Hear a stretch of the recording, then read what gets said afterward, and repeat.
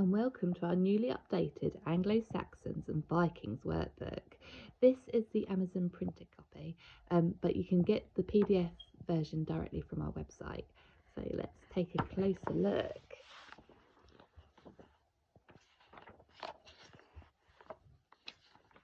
Now, like all our newly updated copies, we are including information pages so that you can learn about the subject and then do the corresponding worksheets. So as you can see, there will be worksheets throughout, fact sheets throughout. Now, we listened to what you said about having it more hands-on, activity-based rather than just writing focused. So this, for example, is a jigsaw puzzle about the kingdoms of Britain, ancient Britain, which they can cut out and stick in. And this probably is our most hands-on workbook, and I'm very proud of it. I really enjoy it, and I think mine are very excited to do it, and hopefully yours will too. So what we have done with this one, because it's looking at two different peoples, the Anglo-Saxons and the Vikings, I've done them alongside each other. So where it has houses, for example, we will have the Anglo-Saxons and then the Vikings. So this way they can compare and contrast them and see the differences and the similarities between them both. So we start at the beginning of Viking history in Britain and then work through to the end.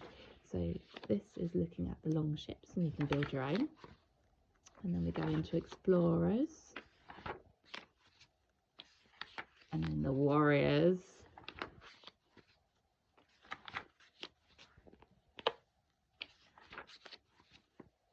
Alfred the Great.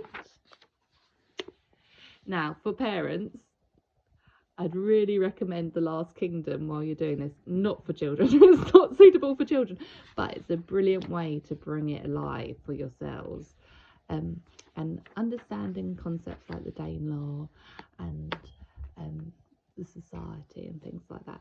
So yeah, so these are the houses. So as you can see, we have the Anglo-Saxon and then we have the Vikings.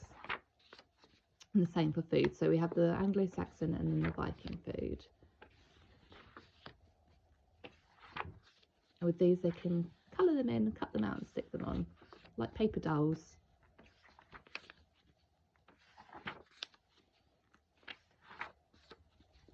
Creating your own. And these are matching up.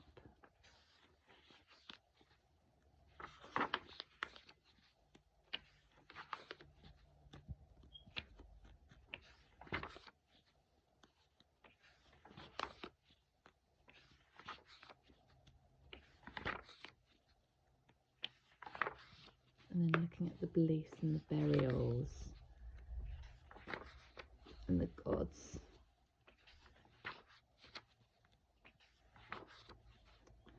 So here they'd select the ones that they'd expect to see in an archaeological dig for the Anglo-Saxons and Vikings. Look at social structure. And then crime and punishment.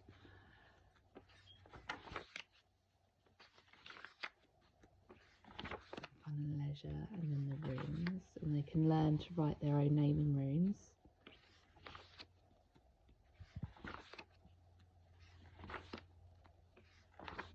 And then going through to the end of the eras and then comparing and contrasting them.